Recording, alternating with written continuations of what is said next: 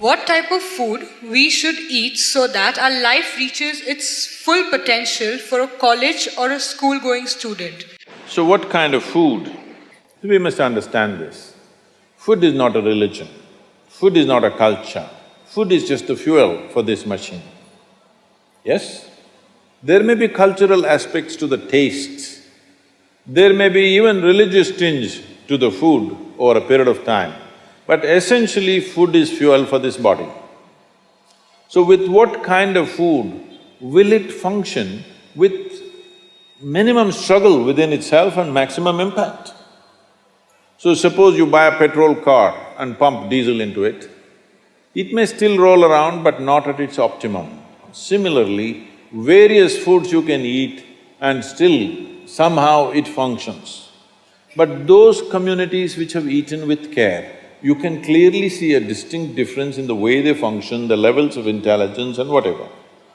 So in India, we prescribed food for different people in different way. If you're doing menial jobs, you eat one way because you need physical muscle. If you're doing other kinds of trading and other kinds of activities, you eat another way. If you're a fighting class, you eat differently. And now if you're into education, spiritual process and subtler aspects of life, then you eat differently. If you're in education, one of the greatest challenges is to stay focused on something. The goddamn textbook, I'm sorry, the wonderful textbook that is written for an average intelligence. It's a common prescription. It's not written for the brilliant student. It is written in a way that it's a common prescription, everybody gets it. But that textbook, how much effort it is taking for a whole lot of people? How they have to read it 10 times to get it? But you lie down in your bed and read a love story, you remember every word, huh? Yes or no? How come? So you don't lack memory, you don't lack focus. It is just that textbook and you chemistry is not working. So what you need is a higher level of focus, a higher level of involvement.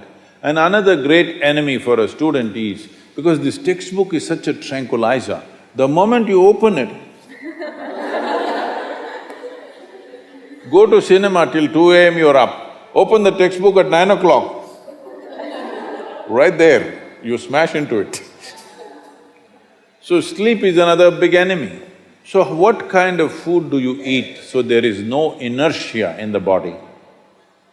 In yogic way of seeing things, we are looking at tamas, rajas and sattva.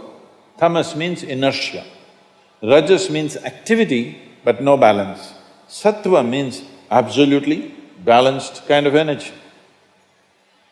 When you're in education, you need a very balanced kind of energy because you have to focus on something which doesn't naturally interest you. It's not something with which your chemistry is gelling. If your chemistry is gelling, you are always focused on that one, isn't it? Here there's no chemistry, but you have to focus on that. For this you need a balance and a steady mind. For this you need to eat in a certain way. To put it very simply, food goes through your body through the alimentary canal. From your mouth to your anal outlet, there is a pipe. Through this it runs, going through various stages of digestive process. Many of you are biology people, right? So, it goes through the alimentary canal. Now it begins with the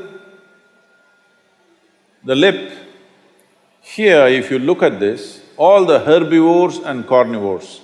If you look at the animal kingdom, there are herbivores and carnivores are two main segments of animals in the world. One eats vegetable matter, another eats meat. If you look at the alimentary canal, the way it is built, between herbivores and carnivores, there's a distinct difference. Everything in the human being suggests that you are naturally a herbivore, but for the sake of survival, we became carnivores. If you look at the jaw movement, all the carnivorous animals have only cutting action. Herbivores have cutting and grinding action.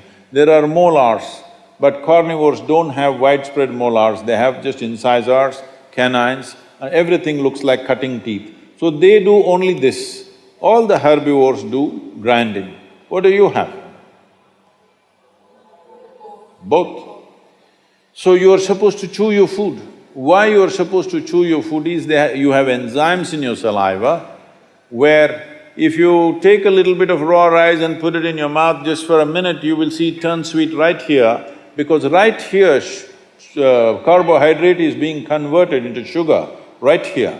So if you eat properly, then we say about 30 to 50% of your digestion should happen in your mouth. So this part of the digestive system is expecting half-digested food or partially digested food.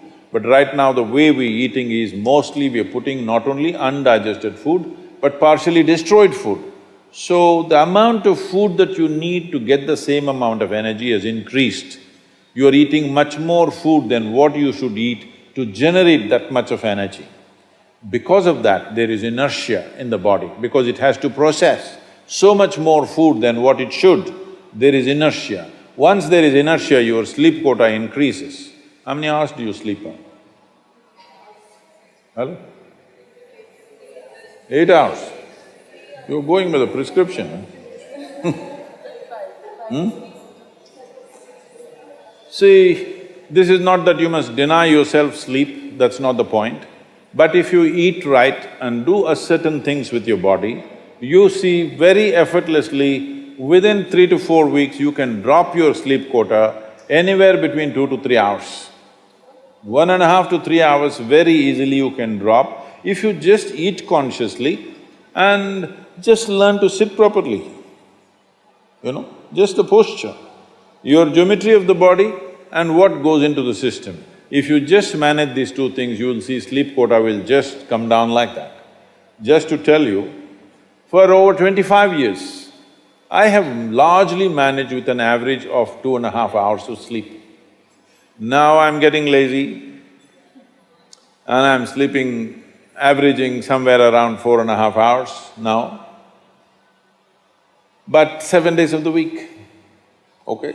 365 days, non-stop, on, almost every day. My daughter didn't call me for a month. I asked, what the hell is the problem with you? Why are you not calling? She said, every 6 hours you're in a new city, what the hell I'm supposed to do? So I said, okay, which is true. In one day, sometimes we're doing 3 cities, so it's a non-stop activity. And today, many people around me have learned to do this. Over 100, 150 people around me are doing this kind of activity, averaging 4 hours sleep and 7 days of the week, they're on, all the time. And they are not irritated, they are not frustrated, they're joyful and they're wonderful. Why this is this? There are many aspects to this, but one important aspect is food, how you eat.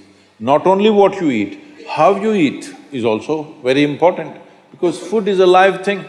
One simple thing all you girls can do is just see various health issues and inertia issue, focus issue, just bring 40 to 50% of the food in its raw form, that means it's alive. It must be a live cell, it can be a vegetable, it can be a fruit, it can be a nut, it can be sprouted gram. At least 40 to 50%, the food that you eat must be alive. You eat dead food and you want to live, this is a little difficult thing to do, because you have to raise the dead now.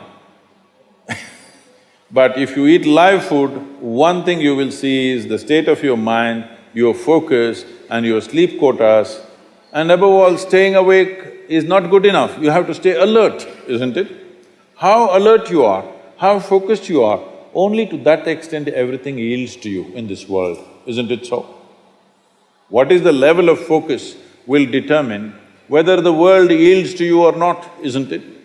And one more aspect of life, one more aspect of food is, when you consume something, it must be of a simple genetic code in the sense, it must be a very simple software. Vegetables, fruits, nuts, sprouts, they're very simple. More complicated means animal food becomes more and more complicated. Suppose you eat an animal which has some amount of emotion and a life of its own. Now the code in that… we were talking about this, your body is just an accumulation of memory, which means a certain software, isn't it? This is the most complex software. Human software is the most complex software on the planet of all the creatures. So if you eat an animal, particularly a mammal, if you eat, it has a similar kind of complexity, maybe not as complex as this, similar level of complexity because it has thought and emotion of its own. Now for you to break that code and integrate it into your system, you are not fully successful. So it will leave traces of certain qualities within you. You cannot break that code and make it a part of yours because it's a different and complex code. If you eat a leaf, a vegetable, a fruit, a nut or a sprout, this is much simpler. If you must eat non-vegetarian food, you must eat that which is furthest away from you. So generally, fish and water life is furthest away from you. So if you must eat non-vegetarian food, the best thing to eat is, you are on the coast. Fish is the best thing to eat that way.